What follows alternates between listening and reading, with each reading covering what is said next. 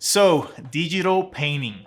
In this episode, we're gonna cover the basics for digital painting inside Photoshop. Let's check it out.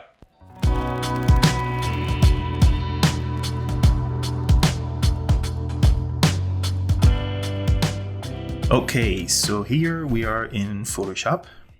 And what I wanna do for this episode is sort of go through some of the processes that I normally use in every single digital painting, and some extra stuff that I usually do when I do studies or when I just do very simple practices, right? And the way I'm gonna show this is I have this small picture here of an apple, and I sort of want to break out the process of painting this apple here in Photoshop. Since this is going to be sort of like a study of this image, there are some steps that that are extra. For example, we're actually studying this particular image, so we have to take it into consideration to do our image, our painting here, and also some other things that wouldn't happen if we were just doing a personal image or something that we're just making up.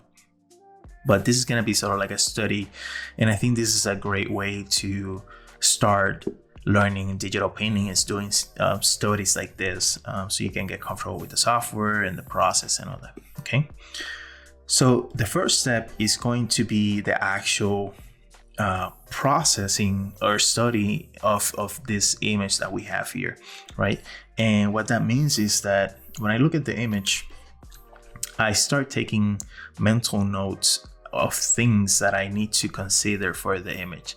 So for example, one of the things is going to be the shape of the apple, right? So the apple has sort of like a shape like this, right? And if we take a look at the stems here and the leaves here, then I'll take that into consideration as well, right? So the major thing in terms of shape, I'm going to concentrate on the apple. I'm also looking at the lighting, right? So right now there's a clear definition of where the lighting is coming from, and in this case we can see the cast shadow going this way from the apple, so that means that our light is on the opposite direction, right? So in here the light is sort of coming this way, in here, right? And our shadow is going this way, right? So now visualizing this apple in 3D, it sort of give me an idea of where the light is going to be in the apple, and then where the shadow is going to be in the apple, right? So I'm thinking about the shape, thinking about the lighting, and there's no more important aspect here. It's just the way we're doing it, but all these happen at the same time. Now the other thing that I'm going to consider if I'm doing a color study is obviously the color, right? And we can just look at it and we sort of try to understand what colors they are and what colors are present in the image. Now we are not there's some spaces where you can, if you're doing a study of this image, there's some places that you can actually, or there's some ways that you can literally just copy that exact same image and just try to paint it exactly the same way. But what we're gonna do is gonna do an interpretation of this image, right? So color could be a little bit biased, so it doesn't have to be exactly the same to portray this image. So we have a little bit of freedom of that, and also the composition of the image. We have a little bit of freedom there when we do our study, because we don't really, to understand and get value out of this study, we don't really need to do exactly the same of what we see. We can sort of interpret it and do our own take of it. Okay, so one thing that I want to mention is for the shape, I'm also thinking in 3D, three-dimensional, right? And what that means is that if I take this apple, I'm gonna pick this white color. When I see it, I'm trying to look at the form. So let me write that down. At the form, right?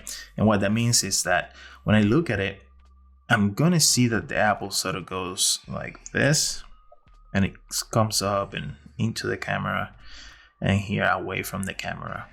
And we have the shape, right? We already established that, right? And then this goes this way like that, and the form goes sort of like that, right? And if I look at it from here, it goes like this. So if you work on 3D, this will look like a wireframe, right?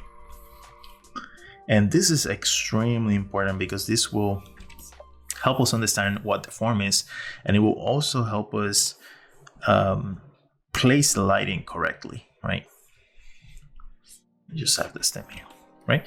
So this is what I'm seeing when I'm trying to visualize it in 3D, right?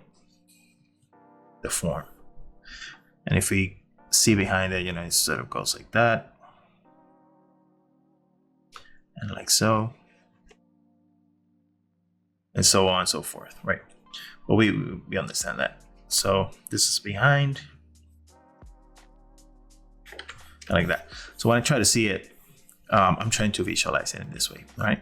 And the other thing is that the planes, if I simplify this as a box, it's gonna look something similar to this, right? So we have the top faces, which are these ones that are sort of looking up. If we simplify it, right, this is the top, and then this is the front, which is sort of these faces here, right? And these are the ones facing the light, so I know my light is coming from here. And then we have the side, which is this side, and then this is gonna be, everything else is gonna be in shadow. But since this is a round form, not a cube, we're gonna have some diffuse in between these two here. But in a simple way, we can simplify this as a box, and we can know, okay, this is the front faces, this is my top, and this is my side. All right. So this is another way that you can sort of visualize it in a more simple way to help you understand the form. All right. So now we're gonna try to portray all this first in a simple sketch here in the canvas, and then we'll see how that looks.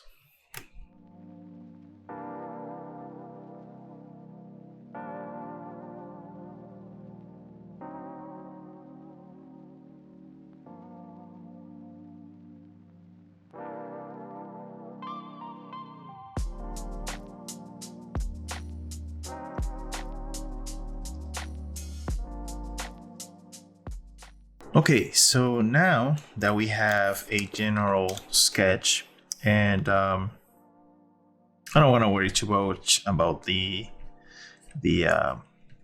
leaves and all that, but we can always sketch it out.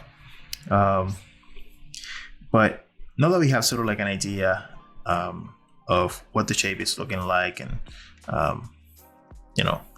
the form and the lighting, we sort of have an idea of the direction of it and what our sketch is looking like. We can also sketch something like where this table is going. But next we'll go into the next phase, which is we can sort of block it out in terms of like the colors. And you have a few options here. You can either go straight to color, or you can do a black and white and then do it in color. I think you can do either. It really doesn't matter, depending on what you're trying to get. But what we're gonna do is sort of go straight to color and start blocking out the main shapes of this, right?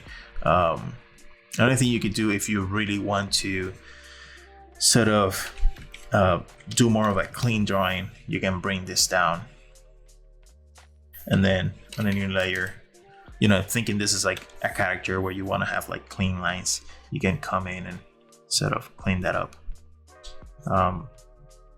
But that's really up to you and what sort of end product you want to have with this study. All right, so what I'm gonna do is gonna clean it up. Then I'm gonna start blocking the colors of it. And the way I'm gonna do that is obviously in a new layer. And I'm using very basic, you know, very basic brushes here. So, you know, I'll pick the color, and let's say this is gonna be the color. I'm just gonna literally just start blocking things out as I'm picking the colors. And one thing that I like to do is that if you go to the brush settings, color dynamics, let's just pick another brush here. Let's do this one. If you go to color dynamics, I can play with the hue jitter here. You can get some really cool results by playing with the jitter here.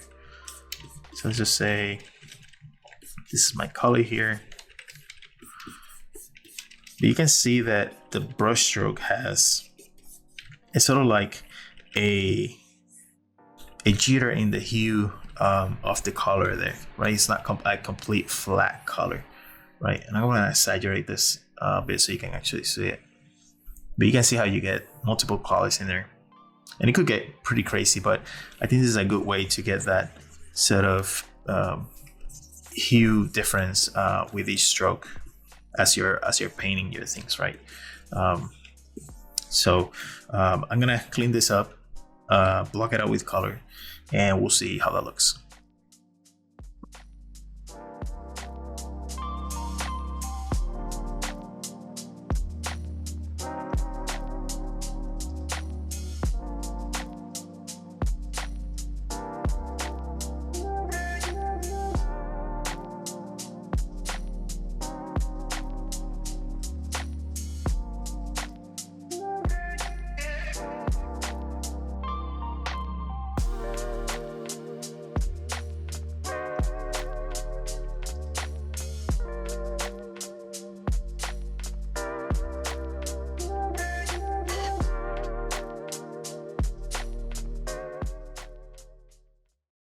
Okay, so now that we have the major colors here blocked out, I think we can start blocking the lighting here. And you know, I did all this in a layer, very simple, just with a simple round brush, right? And one thing I can do just to sort of give it like a not to like give it like a nice stylized thing similar to what a lot of people do with the characters and their outlines is I'm gonna grab this layer that has the line work, and I'm gonna do my clipping mask. And you can do that by right clicking, create clipping mask, or if you press Alt, you can hover between the two layers and then it will clip it. And now you get that sort of effect that you can see the line work in some of the areas, which I think it's a pretty cool effect. And you can always, you know, sort of go over it a little bit in some areas, but I think it's a cool effect that you can have in your artwork.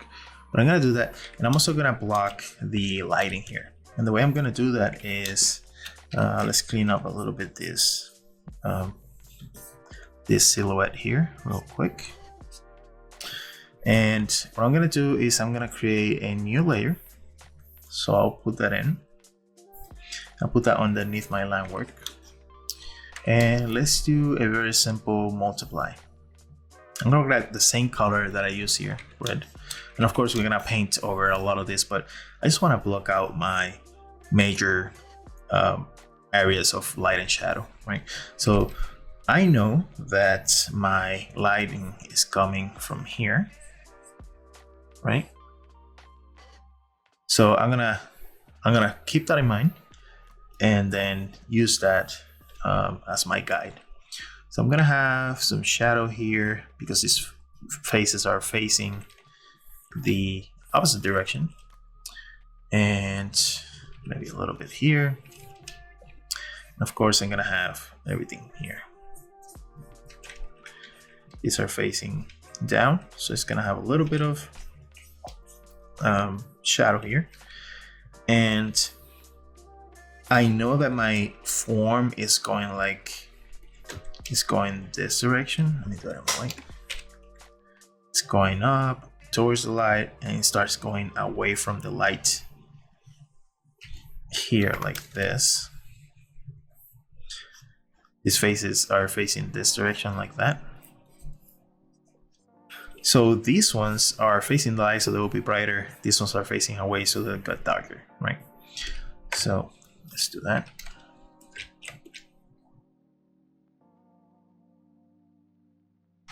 And we have some little bumps here that are like my medium shapes. But I just want to sort of simply block out the light shape here.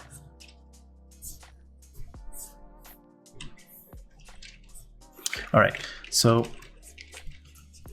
also the other thing that I could do is take in consideration my background, because my background is going to help me also sort of pop the areas of interest in the apple using light and dark. So for example, if this area here on my apple is bright as it is, then maybe I could use a darker background here to make that pop even more, right?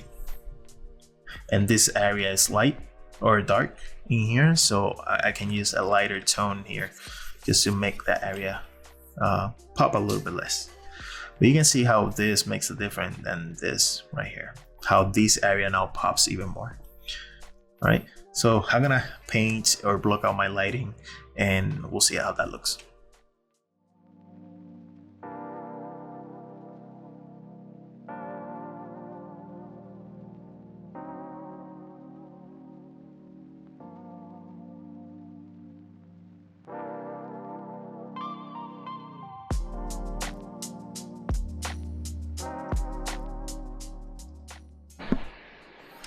Okay, so now that I have a general idea here, and this is where part of your artistic interpretation comes into play, without sacrificing the message of the image. This is where you can have some liberties and play with the lighting and the composition of the values and all that. But once I have a general idea of where my light and shadow is gonna be, then I can start blending things a little bit more. And one thing that I like to do is, for example, if I take this layer where I have this shadow here, I can grab, let's do this, maybe this is in shadows, 100%. So all this right side here, this is gonna cast a shadow into the apple, of course, here. And let's do maybe, well, this is in shadow, well, this is in shadow here. So maybe one thing that you can do is, if you grab your smudge tool, if you press R, that's the shortcut for it, and very lightly, I have it on strength of 10, you can probably even do 5%, and just very lightly sort of go over the line here. You can see that you can start getting some really nice diffusion in here. And this is great for forms that are rounded like this, right?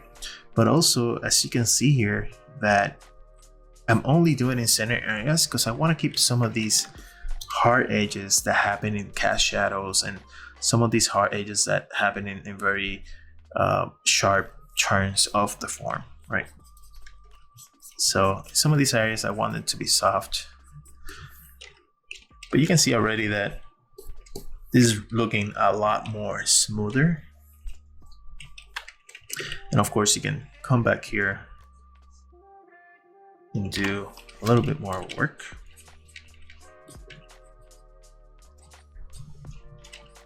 Like so.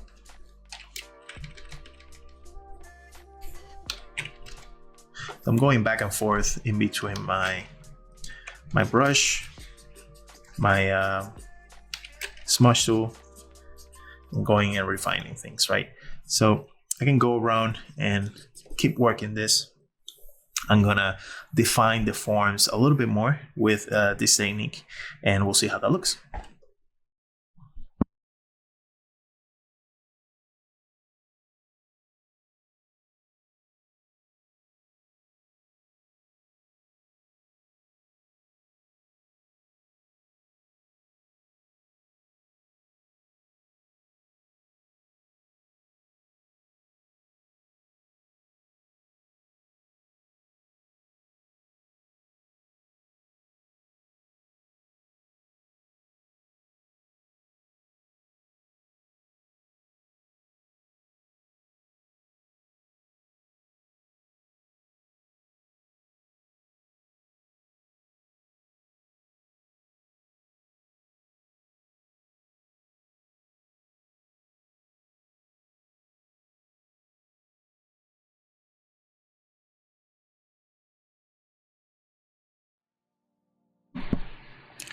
Okay, so now that it's a little bit further along, you know, have a general idea with the lighting, a little bit of rendering, shadows, form, and all that.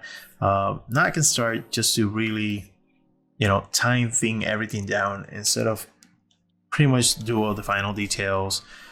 Any artistic thing that you want to do on top of that, this is where it's gonna start refining that area. This is probably the most fun out of it because you get to, you know, do whatever you want with the image really. You know, you can even take the reference off, but one thing that I want to play with is, you know, I will get rid of the lines here, but one thing that I want to play with is the edges. So just to do a quick reference here, I want to have, you know, it's different types of edges, right? In this case, you know, sharp edges. Oops. Let's see, 10%. So sharp edges will give me contrast, of course, and focus, right? So where I want to have more attention to the image, I want to have sharp edges, and where I don't, I want to have softer edges, right? So for example, in this area, I know my main focal point is gonna be sort of like this area here. So this is where I want to have the most contrast. I'm gonna have sharper edges here, maybe here, you know, some here, and probably somewhere here.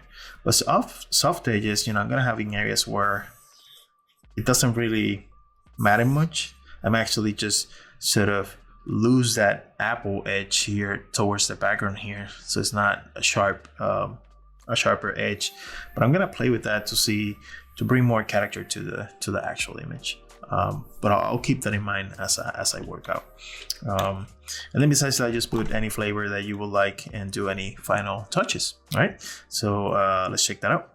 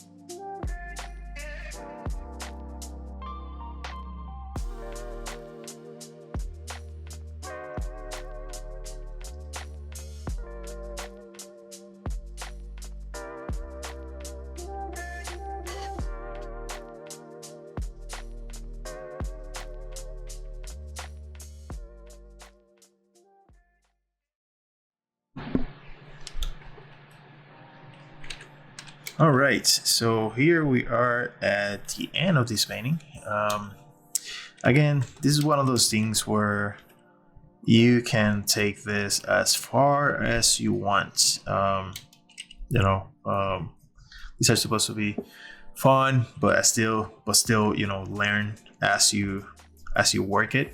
And but again, you know, you can take this as far as you want and have the style that you want and all that. But that's sort of my process when I do paintings and studies like this. Some of the stuff that I did here, as you can see, I softened some of the edges here so they don't bring a lot of attention. I also brought in some bounce light into this area here because the light is coming here and bouncing off. So we get a little bit of bounce light here, and a little bit of here as well. That way it doesn't look too flat. I also brought some color variation in this area, so it doesn't look like just one color. Same here as well. You can push that as much as as much as you want. You can go really like You can have some blues in here and here as well, depending also on what the environment is. But again, this is really up to you and how much you wanna push that. But yeah, so that's my process. I hope you guys liked it. All right, guys, so that was it for today's episode. I really hope that you got a good grasp into how to start a digital painting and how to understand it and do it in Photoshop. So if you got some value out of this, please feel free to subscribe, hit the like button. But if you have any questions, let me know in the comment section below so I can actually address them. If not, I'll see you guys in the next one.